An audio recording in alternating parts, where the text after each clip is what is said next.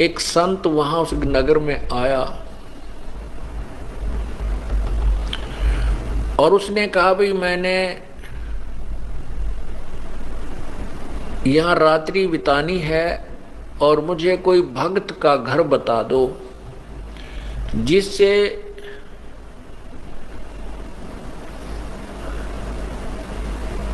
मेरा जो है भक्ति कर्म ना बिगड़े, मैं अपना साधना भी कर लूं उस भगत के घर बैठ के और मुझे 2 रोटी भी मिल जाए। तो उस संत को गांव के उस नगर के निकम्मे से व्यक्ति मिल गए। वो कहने लगे बाबा जी साधु संत तो नगर से बाहर रहा करते हैं और जिस प्रकार के आप भगत चाहते हो वो हम बताते हैं। वो सामने इधर चले जाओ, ये रास्ता जा रहा पगडंडी सी और वहां एक भक्त रहता है बाहर, सपरिवार वहां रह रहा है, आप वहां जाओ। अब महात्मा संत ने सोचा भी बिल्कुल सही बात है, जंगल से भगत तो बाहर है तो और अच्छी बात है। तो वो चला गया वहां, साधु वहां चला गया और वहां वो बहन जो अजामेल की पत्नी थी गणिका, वो घर पे थी। साधु ने आवाज लगाई, नमो नारायण किया तो वह लड़की बाहर आई कि आज कौन आ गया इधर। और पुण्यात्मा ठीक है, वर्तमान में कोई भी प्राणी कितनी ही गलती कर सकता है, लेकिन उसके पूर्व जन्म की कोई पुण्य कमाई होती है, वो साधु संत या सत्संग के विचार सुनने से वो अवश्य अंगड़ाई लेती है, वो एकदम उभर कर आती है। ये कौन थे अजामेल और जो गणका वो वैसा, वो कौन थे? ये पूर्व जन्म में दोनों साधक थे, वो भी वैराग्य थी और ये अजामेल भी वैराग लेकर के बाहर भक्ति के लिए, जैसा भी इनको मालूम था अपनी उस परमात्मा के नाम की, जैसा जिस संत ने कोई बताया था वो साधना शास्त्र विरुद्ध भी ये कर रहे थे। जैसे ओम नाम की साधना तो शास्त्र अनुकूल है और अन्य जो साधना ये करते थे वो शास्त्र विरुद्ध है, जैसे तप वगैरह। लेकिन दोनों की, जैसे किसी ने भांग बीज दी वो भी फल लगेगा और कणक बीज लिया उसका भी फल लगेगा। दोनों इकट्ठी बोली तो भी भांग का पौधे के अलग बीज फल लगेंगे और कणक गेहूं के अलग लगेंगे। तो ऐसे साधना ये करते हैं, उनका दोनों का सबका फल उनको मिलता रहता है। जैसे तप करते हैं उसे राज भी होता है और सिद्धियां भी आ जाती है, लेकिन मोक्ष नहीं हो सकता इनसे। तो इस प्रकार वो पिछले जन्म में साधना किया करते थे, साधक थे। और जो अजामेल अब बदनाम हो रहा था, ये पूर्व जन्म में ऐसे ही एक साधक था, हठ योग करता था और ये हठ योग करते करते इसने अभ्यास कर रखा था समाधि लगाने का। समाधि क्या होती है आपको पहले भी कई बार बताया है कि इस शरीर के अंदर, हमारा शरीर जो है ये एक टेलीविजन समझो और इसमें चैनल बने हुए हैं, जैसे मूल कमल, स्वाद चक्र, नाभि कमल, हृदय कमल, कंठ कमल, त्रिकुटी कमल, सहस्रार कमल। और इसमें जिसका भी जो चैनल ऑन हो गया पूर्व जन्म की कमाई से, और जैसे हठ योग से समाधिस्थ होने की चेष्टा जो करते हैं, वो न जाने कौन से कमल में कौन सा टेलीविजन का चैनल ऑन हो जाता है उनका, फिर उसको बार बार देखने का इंटरेस्ट बन जाता है। उसमें ऊपर के इस ब्रह्मांड में जैसे ये कहीं ग्रह चल रहे हैं, इनकी बड़ी अच्छी स्पीड नजर आती है ऊपर की तरफ और बड़े बड़े पहाड़ हैं, स्वर्ग हैं, पता नहीं क्या क्या वहाँ उछल कूद होती है, नाच गाने ऊपर चल रहे हैं, तो वो सब दिखने लग जाते हैं। तो ये मन वही टिकता है जहाँ इसको वर्तमान से अधिक कोई अट्रैक्टिव वस्तु नजर आती है, आकर्षक वस्तु नजर आती है।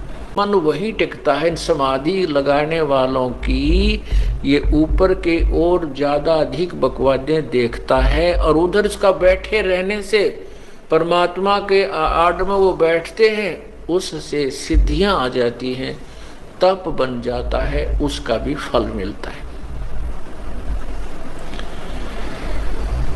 तो ये अजामेल जो है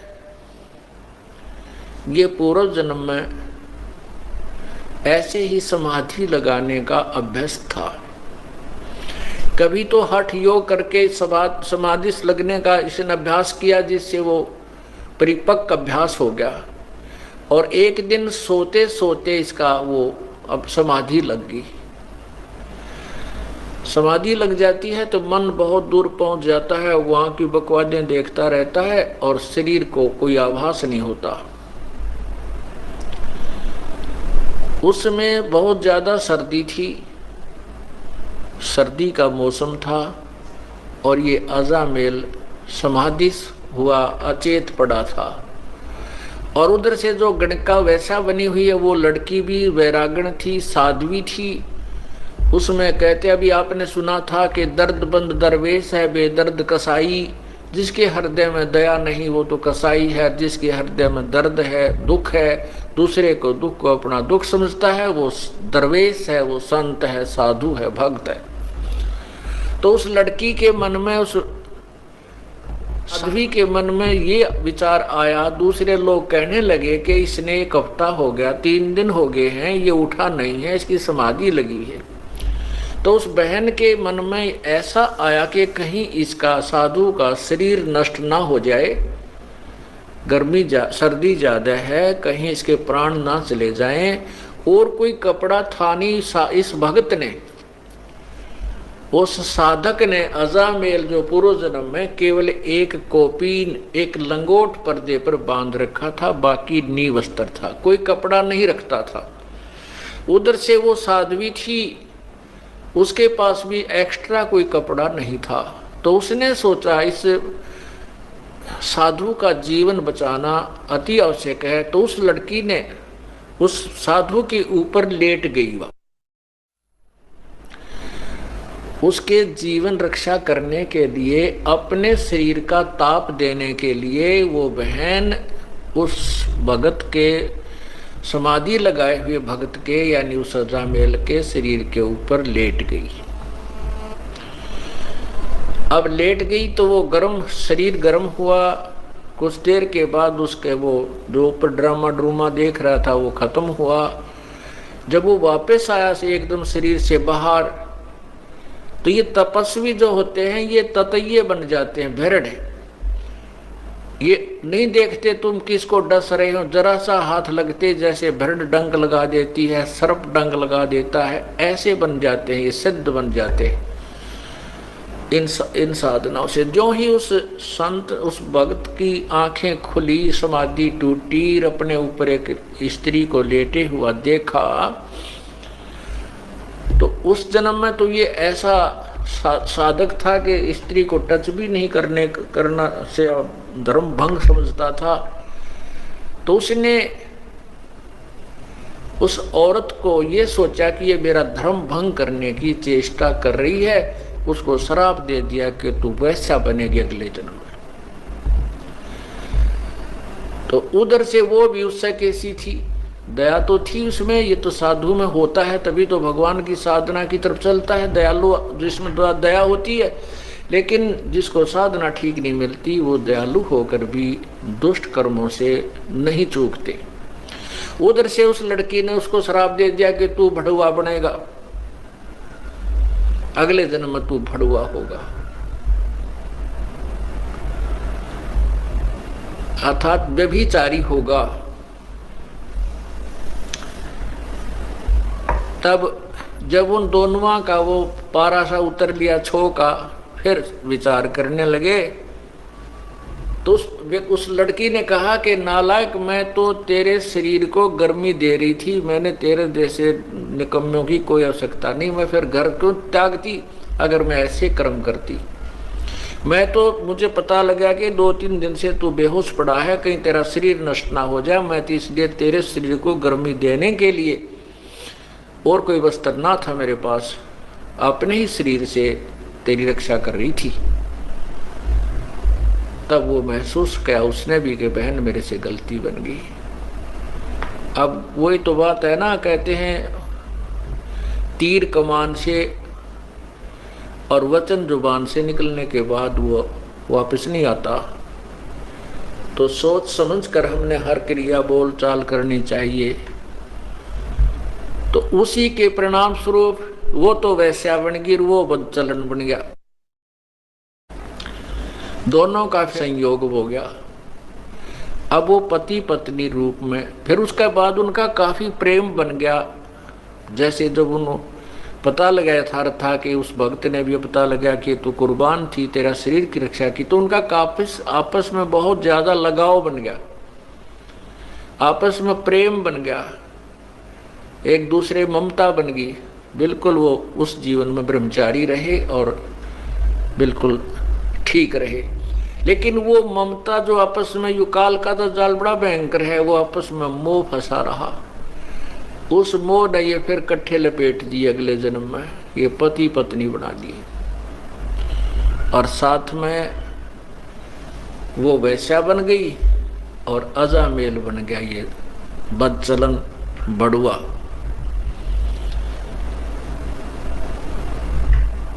अब वो साधु वहां संत पहुंचा उसके द्वार पे, तो वो लड़की जो गणका बनी हुई थी वो एकदम बाहर आई कि हमारे द्वार पर नमो नारायण करने वाला कौन आ गया। तो गाली देने वाले तो वैसे गा जाते थे, और आज ये परमात्मा का नाम उच्चार करने वाला कौन आ गया। एकदम वो बाहर आई और कहते हैं पिछले जन्म की जो साधना की हुई होती है वो भक्त आत्मा मनुष्य जीवन से जब आते हैं तो शीघ्र भक्ति पर लग जाते हैं।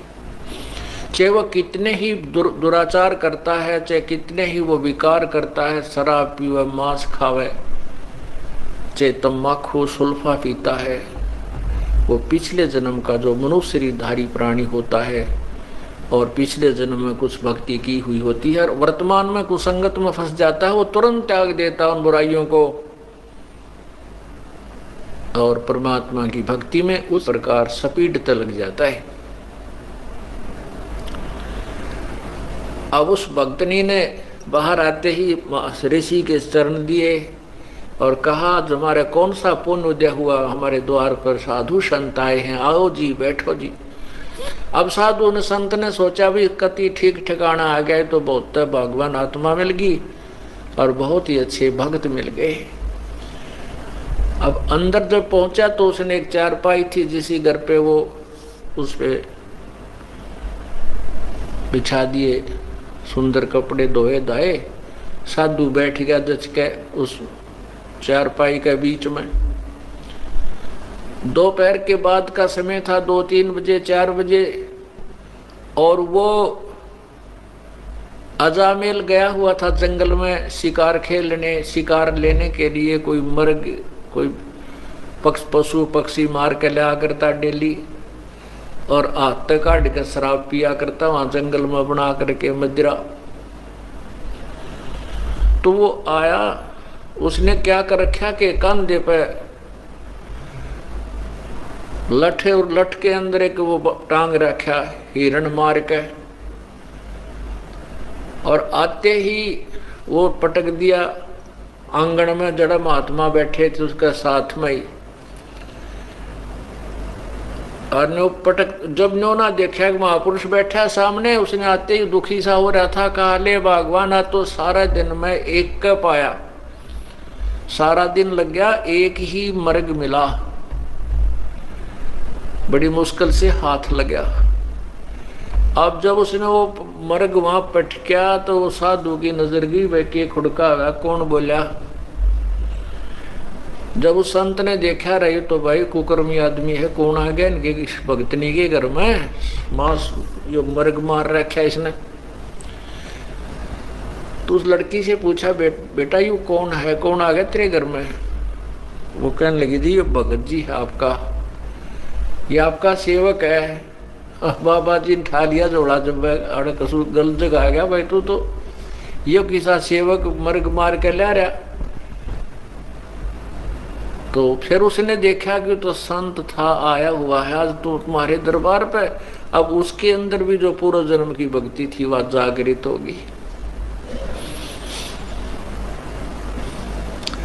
परमात्मा कहते हैं, कबीरा दर्शन संत के परमेश्वर आवे याद, और लेखे में वाहे गड़ी बाकी का समय बाद। तो उसी समय उस अजामेल ने भी पैर पकड़ दिए और उस बहन ने भी, उसकी पत्नी ने, और कहने लगे, महाराज हमारे द्वार से आप नो मत जाओ, अब पहले पापी आत्मा है और आप जैसे महापुरुष हमें कोई सदुपदेश नहीं देंगे, हमारा कोई रास्ता मार्गदर्शन नहीं करेंगे, तो हम बुराई कैसे छोड़ देंगे। तो बोला, मैंने छोड़ दो जल्दी, बस मेरे साथ तो मजाक कर दिया किसी ने, मैं गलत आ गया यहाँ पर। तो उन दोनों ने बहुत याचना की कि नहीं साधु, नहीं महाराज आपने ऐसे नहीं जाना चाहिए, हम बुरे हैं भले हैं आप ही के तो हैं, आप हमें कुछ शिक्षा दीजिए ताकि हमारी बुराई छूट सके। काफी आग्रह करने से संत ने दया आगी कि भाई चल इतना कुछ कह रहे हैं, गलती हो जाया करती है, और ये कहें भाई हम सुधरने की चेष्टा करेंगे तो ठीक है।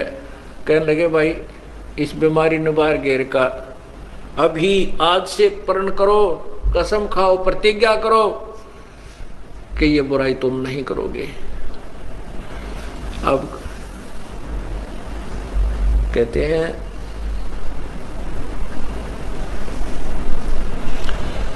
साधु दर्शन राम का, मुख पे बसे सुहाग, और दर्शुनी को होते हैं जिनके पूर्ण भाग। अब वो पूर्ण भाग आते हैं, उनकी कमाई थी तो प्रभु आते हैं, प्रत्येक युग में आते हैं, और वही कमाई उनको मनुष्य जीवन दिलवाती रहती है। बाकी जो अन्य हठ योग आदि करते हैं वो तो मलाई यही खत्म खर्च करते रहते हैं, सिद्धियां प्राप्त करके या कोई राज्य प्राप्त करके फिर पैरेलल हो जाते हैं।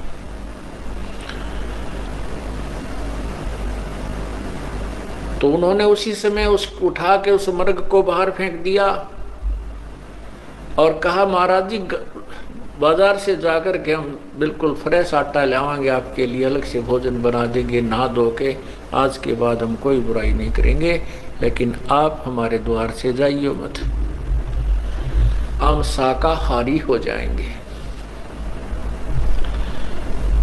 अब संत ने कहा, भाई ठीक है।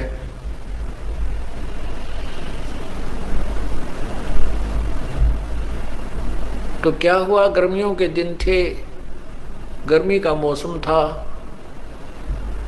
अब वो भोजन ला करके बाहर से उन्होंने नहा धो कर स्वच्छ हो करके सारा घर दोबारा लीप ल्याप के पवित्र कर दिया। कहने का भाव कि उस संत का पेटा भर दिया, भाई ई भी ये बिल्कुल ठीक हो गए। तो उसके मन में आया कि परमात्मा ने शायद तुम्हारे लिए ही मुझे यहाँ भेजा है। जैसा भी संत के विचार होते हैं वो अच्छे ही हुआ करते हैं, चाहे वो किसी भी भगवान की साधना कर रहा है। उसके जैसे खेल के खिलाड़ी होते हैं, उनके कोई किसी भी खेल में खेल रहे हैं, उनके नियम और वो सब उसे परिचित होते हैं।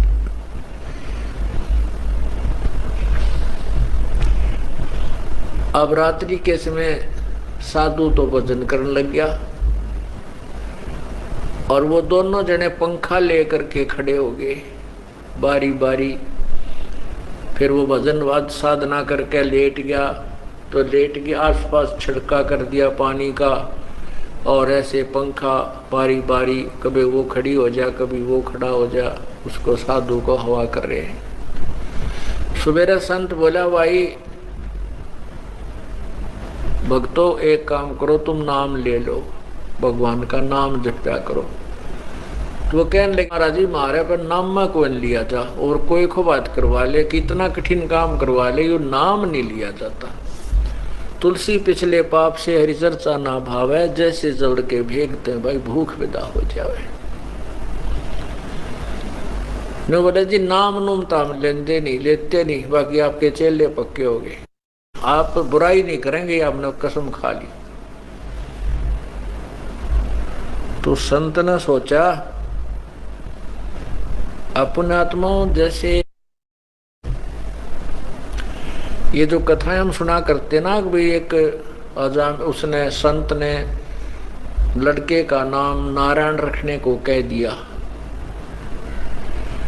और उस नारायण नारायण करने से वो पार हो गया। ऐसा नहीं, ये यथार्थ कथा आपको सुना रहा हूं उसी नारायण नाम के ऊपर।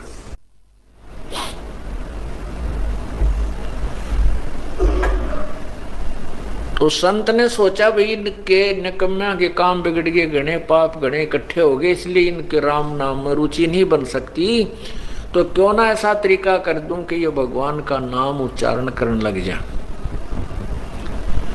न्यू बोला, भाई तुम्हारा लड़का होगा 10वें महीने, लेकिन उस लड़के का नाम जो मैं बताऊं वही रखना, उसका नाम तुम नारायण रख लेना। उन्होंने करबद्ध होकर कहा कि प्रभु जैसे आपकी आज्ञा, आपकी दी संतान जो होगी, पुत्र होगा, तो उसका नाम हम नारायण रख देंगे। ऐसा ही हुआ, लड़का हुआ, लड़के का नाम नारायण रख दिया। अब छोटा बालक बुढ़ापे में बहुत प्यारा लगता है, छोटा बच्चा वैसे भी ज्यादा प्रिय होता है, लड़का हो चाहे लड़की। तो वो लड़का जब उसके इतना मोह हो गया उस नारायण नारायण करता, वो लड़का थोड़ी इधर उधर हो जाता, घंटा 2 घंटे ना आता, तो वो नारायण नारायण करता हुआ उस बालक ने ढूंढ के लाता, चाहे वो जंगल में कोई बेर ब्यार खाने गया हुआ होता, फल खाने के लिए वहीं से ढूंढ के ले आता। अरे कित गया तन अड़क खा जाएंगे, हैं जंगली जानवर, बेटा दूर मत जाकर, भयभीत रहता। उसके अंदर इतना मोह बन गया।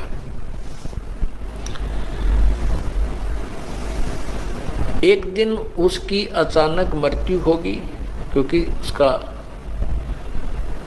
समय जो है ना, उसकी मृत्यु होगी, उस अजामेल की मृत्यु होगी। तो उसको यम के दूत ऊपर लेकर गए धर्मराज के दरबार में, जहां अकाउंट होता है एज का, कर्मा का, कितनी आयु थी, कितने समय में यू मरा, इसने कैसे पुण्य कितने पाप किए। जब उसकी मृत्यु होगी तो उसकी पत्नी ने देखा कि तो मर गया अचानक। 2-4 दिन से वो अस्वस्थ भी चल रहा था। उसकी मृत्यु होते उसकी पत्नी ने हाहाकार मचा दिया। उसका कोई साथी था नहीं, ना कोई गांव का सहयोगी था, सब उससे नफरत करते थे। तो उसने सोचा इसका अंतिम संस्कार यहीं अपने आंगन में ही कर देती हूँ। उसको घसीट कर एक साइड में कोने में रख लिया और उसके ऊपर लकड़ डालने शुरू कर दिए। लकड़ लाने लगी, इधर उधर से इकट्ठे करके चिता बनाने लगी। 1 घंटे 2 घंटे के बाद उसकी वापस चेतना आ गई, वो जीवित हो गया। तो ऊपर उसने देखा, वो जब वापस आया तो उसकी पत्नी बुरी तरह रो रही, वो लड़का भी रो रहा, और उधर से वो चिता बना रही, लकड़ी ढो ढो कर इकट्ठे करने लग रही। तो वो कहने लगा, तू क्या कर रही है, क्यों रो रही है, क्या हो गया घर में। तो अपने पति को जीवित देख करके उसको खुशी तो हुई, लेकिन जो दुख वो महसूस कर चुकी थी, वो दुख अभी भी उसके हृदय में विद्यमान था। और रोती रोती कहने लगी, आप मर गए थे, आप जीवित कैसे हो गए, आप तो चले गए थे हमें छोड़कर। इस दुख में रो रही थी कि अब हमारा कौन है यहाँ पर, मैं किसके सहारे रहूंगी अकेली जंगल में।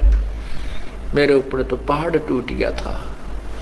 तब क्योंकि ऊपर जब धर्मराज ने उसको कहा कि भाई ये व्यक्ति नहीं है वो अजामेल, उसी नगर में एक और अजामेल नाम है उसका, और वो भी ब्राह्मण है, वो नगर में रहता है, उसके पिता का ये नाम है, उसको लाओ, इसको छोड़ो वापस। तो वो वापस छोड़ दिया। तो वो कहने लगा अपनी पत्नी को कि वो अजामेल है उसका पुत्र ब्राह्मण का, वो मरेगा अब। उसकी पत्नी कहने लगी आपको क्या पता ऐसा कि वो मरेगा?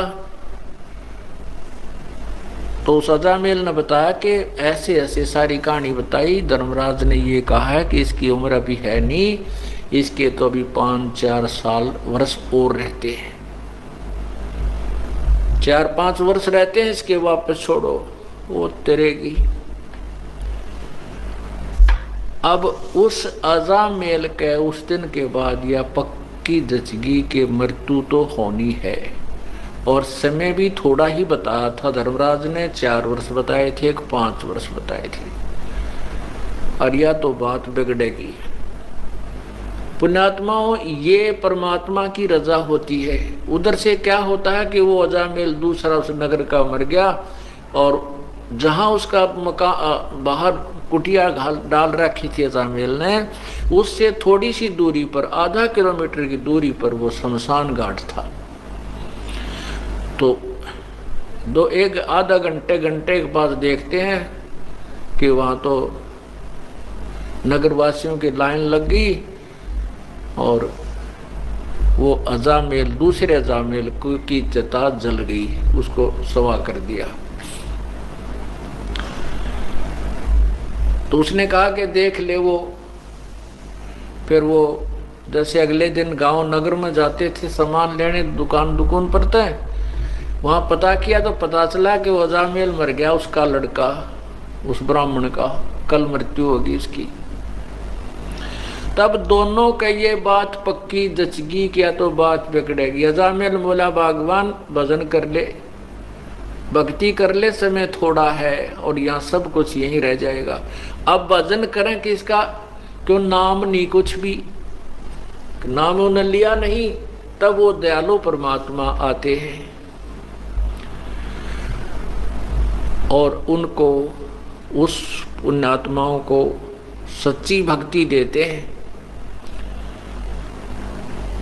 ज्ञान कथा सुनाते हैं। लेकिन हमारे अंदर एक सबसे भयंकर बीमारी ये रही है, हम राम और कृष्ण, ब्रह्मा विष्णु महेश या ब्रह्म से ऊपर यदि कोई कथा कहानी सुनाता है तो नहीं सुनते थे, और उसको एक बुद्धू समझ करके उसकी प्रत्येक बात पर अविश्वास कर देते थे। इसलिए परमात्मा बड़े दयालु हैं, बड़े सूझबूझ से काम करते रहे, तो उन्होंने कथाएं यही सुनाई, ब्रह्मा विष्णु महेश और ब्रह्म तक की, और नाम भी उनको वहीं तक के दे दिए। ओम नाम का जाप कराया। जैसे ब्रह्मा को ओम नाम दिया प्रभु ने, विष्णु को हरियम नाम दिया, शिव को सोहम नाम दिया। कहते हम वैरागी ब्रह्म पद सन्यासी महादेव, सोहम मंत्र दिया शिव जी को करे हमारी सेव। तो ये परमात्मा ने उनके उद्धार के लिए, मोक्ष तो ये नहीं प्राप्त कर सकते, क्योंकि मोक्ष तो 3 मंत्र से होगा, और 3 मंत्र का अधिकारी वो होगा जो परमात्मा की सच्ची कथा, पूरी सृष्टि रचना पर, पूर्ण परमात्मा कौन है इस पर विश्वास कर लेगा। सारना, ये जो 3 मंत्र का जाप उसी को दिया जाता है जिसकी नस नस में, अर्थात पूर्ण रूप से जिसका विश्वास परमात्मा पूर्ण ब्रह्म कबीर भगवान में हो जाता है कि वही मोक्षदायक है, उसी की पूजा से पूर्ण मोक्ष होता है, और अन्य भगवानों की सतीथि से वो परिचित हो जाता है। ये भगवान नाशवान है, अविनाशी नहीं है। और इनकी साधना से जीव को इतना लाभ होता, स्वर्ग गया, फिर मृत्यु, फिर स्वर्ग गया, फिर नीचे आया, फिर स्वर्ग गया, फिर 83 लाख योनियों भोगी। इस तरह का ये रहट जैसा कुआं अर्थात ये चक्र अन्य भगवानों की साधनाओं से चलता ही रहेगा। पूर्ण परमात्मा की भक्ति से पूर्ण मोक्ष होगा। तो इसलिए परमात्मा जैसे पहली बार आए ब्रह्मा को ओम नाम दिया, क्योंकि वो वेदों में ओम नाम से दृढ़ था कि इसके अतिरिक्त कोई मंत्र नहीं है। तो उसका नाम भी, उस नाम का जाप भी पूर्ण संत से लेकर ही किया जाए तो ही लाभ होता है। इसलिए विष्णु जी को हरियम जाप दिया, विष्णु और लक्ष्मी दोनों को, सावित्री और ब्रह्मा को ओम दिया, और शिव को और पार्वती को यही मंत्र दिया। क्योंकि ये तत्व ज्ञान है, धीरे धीरे समझ में आएगा आपको। अभी तो हमने केवल ये कथाएं सुन रखी थी, छोटी मोटी कथाएं थी, या संतोषी माता के व्रत की कथा सुन रखी थी, और ये कथा हमने सुन पाए थे, और पूर्ण परमात्मा के बारे में तो मैं परिचित थे। तो तत्व ज्ञान का धीरे धीरे समझ में आएगा कि ये मंत्र कहाँ काम करते हैं, कैसे करते हैं, कैसे राहत देते हैं। तो इस प्रकार फिर वो अजामेल पूर्ण परमात्मा आए और उनको आकर के फिर मंत्र दिया अजामेल और उस लड़की को। उन्होंने फिर उस भय से, उस डर से साधना की कि झूठा संसार है, ये सब यहीं छोड़ जाएंगे और समय बहुत कम रह गया है। और भक्ति नहीं की तो वहां यम के दूत ऐसे पीट रहे थे, ऐसे डाल रहे थे नरक में, कोई नहीं सुन रहा था, उठा उठा कर फेंक रहे थे, हाहाकार मचा था।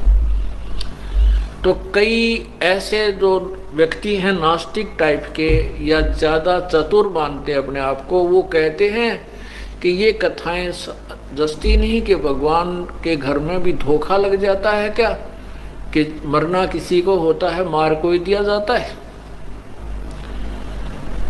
भगवान के घर में कोई धोखा नहीं लगता।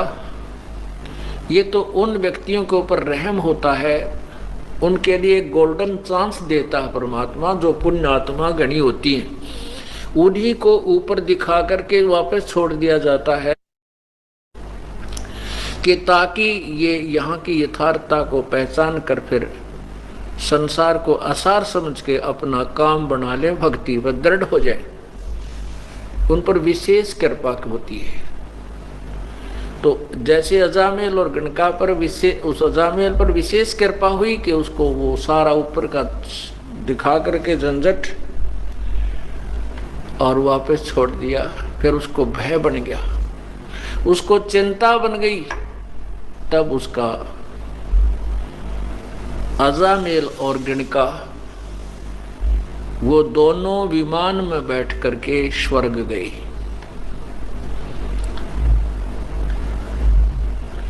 इसमें क्या बताया है,